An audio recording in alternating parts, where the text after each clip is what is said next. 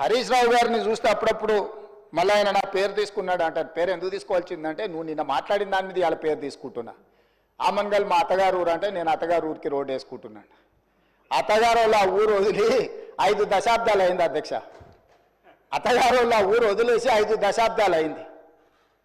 Future సిటీని వాళ్ళు పరిశ్రమల కాలుష్యంతో మొత్తం రంగారెడ్డి జిల్లాను సర్వనాశనం చేయాలని కుట్రపూరితంగా అత్యంత కలుషితమైన ఫార్మా కంపెనీలను అక్కడ పెడుతుంటే కలుషితమైన ఫార్మా కంపెనీలు అన్నిటిని ఒక దగ్గర కూడబెడితే అంతర్జాతీయ ఎయిర్పోర్ట్ కూడా కుప్పకూలుతుందని చెప్పి దాన్ని జాగ్రత్తగా జీనోమ్ వ్యాలీ ఏ విధంగా డిజైన్ చేసినామో అట్లా చేయడమే కాకుండా ఏమాత్రం కలుషితం లేని పరిశ్రమలకు భూములు కేటాయించాలి, దానికి అంతర్జాతీయ ప్రమాణాలు ఉండాలి, నెట్ జీరో సిటీ చేయాలి, ఏఐ హబ్ చేయాలా, స్పోర్ట్స్ హబ్ చేయాలా, ఎడ్యుకేషనల్ హబ్ చేయాలా, ఇట్లాంటివన్నీ మేము పెడితే వాటిని అడ్డుకోనికి ఆ రోడ్ అక్కడికి తీసుకెళ్ళి అధ్యక్ష రోడ్ ఆమన్గల్ కోసం వేయలేదు అధ్యక్ష, రోడ్ అత్తగారు ఊరికి వేయలేదు అధ్యక్ష.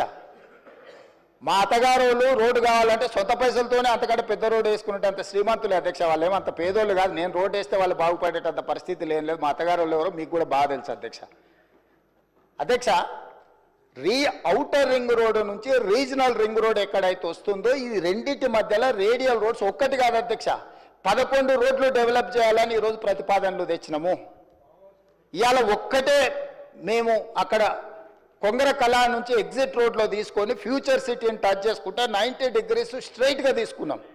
నేను స్ట్రైట్గా హరీష్ రావు గారిని నేను అడుగుతున్నా సూటిగా, ఇంకొక ఆయనకైతే సరే ఆయనకు నేను మాట్లాడేది అర్థమైతే అర్థం కాదో నాకు తెలియదు, కానీ వారు ఇక్కడనే ఉన్నారు కాబట్టి వారిని అడుగుతున్నా. ఈరోజు అభివృద్ధి వద్దా, రీజనల్ రింగ్ రోడ్డు నిర్మించాలన్నా వద్దా, రేడియల్ రోడ్స్ వేయాలన్నా వద్దా, ఫ్యూచర్ సిటీ కట్టాలన్నా వద్దా, మూసి రిజిన్యువేషన్ ప్రాజెక్టు మూసి పునరుద్ధరణ ప్రాజెక్టును చేపట్టాలన్నా వద్దా, పరిశ్రమల కోసం భూములు సేకరించి పరిశ్రమలకు కేటాయించి తద్వారా పెట్టుబడులను ఆకర్షించి తద్వారా రాష్ట్రాన్ని అభివృద్ధి చేయాలన్నా వద్దా.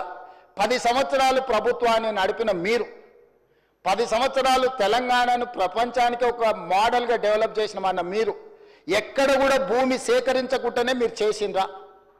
ఈరోజు మీరు మల్లన్న సాగర్ బాధితులకు మల్లన్న సాగర్ భూ నిర్వాసితులకు మీరు చేయాలంటున్నారు. మల్లన్న సాగర్ భూమి ఎవరు సేకరించారు అధ్యక్ష? అధ్యక్ష ఎవరి ఫామ్ హౌస్ దగ్గర ఈరోజు వారు అడిగితే నేను విచారణకు ఆదేశించడానికి సిద్ధంగా ఉన్నా అధ్యక్ష. కొండపోచమ్మ ప్రాజెక్టు నుంచి ఫామ్ హౌస్లకు డైరెక్ట్గా కాలువలు తీసుకున్న వాళ్ళు ఎవరు? ఈరోజు కట్టుకున్న రిజర్వాయర్లు అది రంగనాయక సాగరా, లేకపోతే కొండపోచమ్మనా, లేకపోతే మల్లన్న సాగరా? ఎవరు భూములు కొనుక్కున్నారు, ఎవరు ఫామ్ హౌస్లు కట్టుకున్నారు, ఎవరి ఫామ్ హౌస్లకు ఆ రిజర్వాయర్ల నుంచి నీళ్లు పోతున్నాయి, రోడ్లు ఎవరు వేసుకున్నారు? ఈరోజు నాకు కానీ నా కుటుంబ సభ్యులకు కానీ నేను ప్రభుత్వం వచ్చిన తర్వాత 1 ఇంచు భూమి అయినా ఎక్కడైనా మేము కొనుక్కున్నామా?